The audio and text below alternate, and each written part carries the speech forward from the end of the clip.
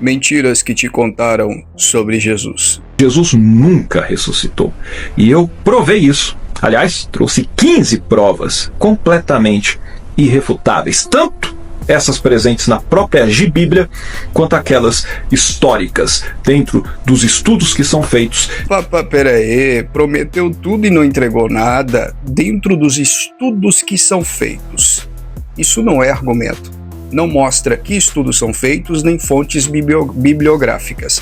É mais um falastrão da internet. E tudo o que comprova que isso daí, obviamente, só foi mais uma invenção humana, além de alucinações que a galera teve. Isso não é argumento que se dá em estudos acadêmicos. Argumentinho muito corraleiro dentro dos estudos que são feitos. Melhore um pouquinho mais seus estudos que são feitos, meu amigo. 15 provas de que Jesus não ressuscitou de forma alguma. Você vai se surpreender com aquilo que eu vou trazer ali para você. Se eu falar para vocês que eu fui ao canal do nosso amigo, vocês acreditariam em mim? No entanto, peço que perdoem minha impaciência, porque, primeiro, eu não tenho paciência com 15 coisas fúteis para tentar provar o improvável.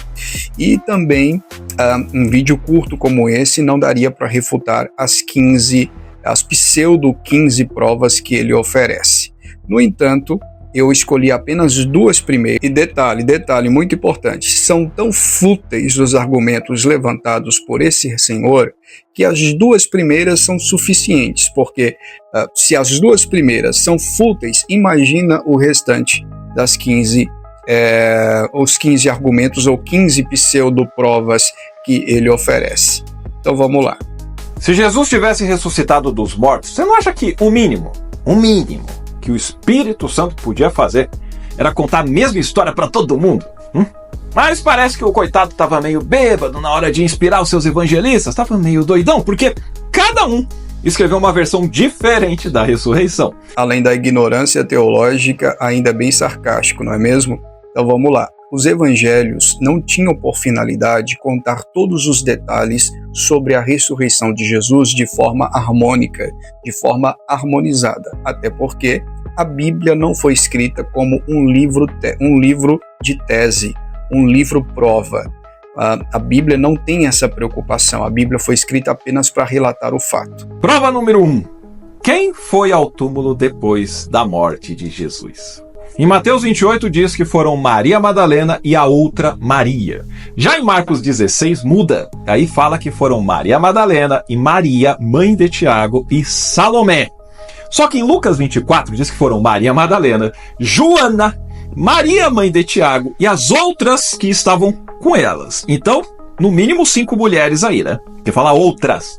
Em João, no capítulo 20, simplifica tudo e fala que foi somente Maria Madalena, sozinha.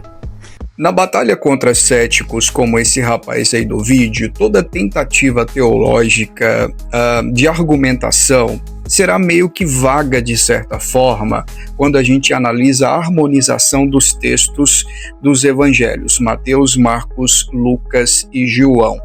É importante salientar mais uma vez o que eu disse anteriormente. A Bíblia não foi escrita como um livro tese. A Bíblia foi escrita apenas para relatar fatos. Se os relatos da ressurreição feitos pelos evangelistas se harmonizarem perfeitamente com praticamente todas as mesmas palavras, os céticos como esse vão dizer que os evangelistas conspiraram entre si.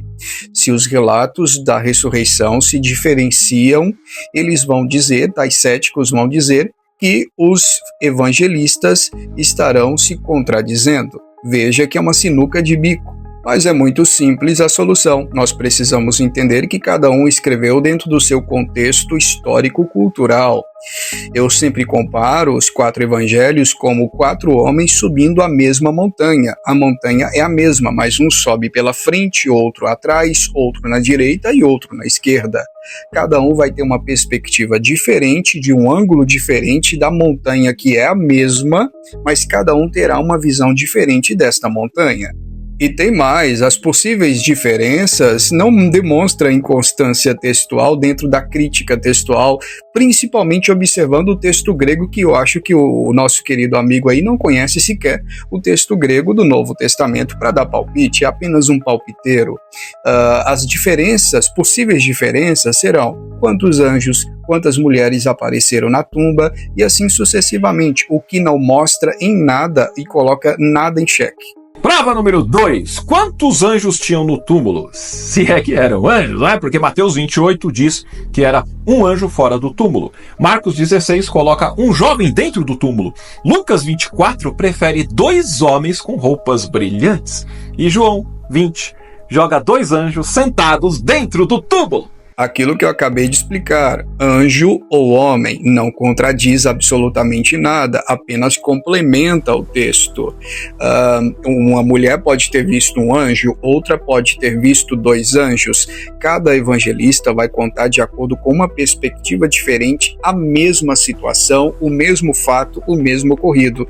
Isto não coloca em xeque a ressurreição de Cristo, por favor. Portanto, queridos, nós poderíamos ir às 15 pseudoprovas que ele apresenta, tentando refutar aquilo que a Bíblia menciona, mas o tempo nos é limitado e eu não quero que esse vídeo fique longo. Eu quero apenas dizer para você que a Bíblia nos dá prova incontestável da ressurreição de Cristo, de que a tumba está vazia e o trono está ocupado. Cristo vive e ele vive eternamente. As mulheres saem para levar a notícia aos discípulos, Mateus capítulo 28, versículo 8. Os guardas, levantando-se, denunciam o túmulo vazio e as autoridades aos quais subornaram para dizer que o corpo tinha sido roubado, Mateus capítulo 28, versos 11 a 15. Maria, mãe de Tiago e outras mulheres, a caminho de encontrar os discípulos, veem Jesus ressuscitado, Mateus capítulo 28, versículo 9 a 10 e assim sucessivamente. Você, qual a sua opinião sobre esse vídeo? Você crê que Jesus ressuscitou e que breve voltará?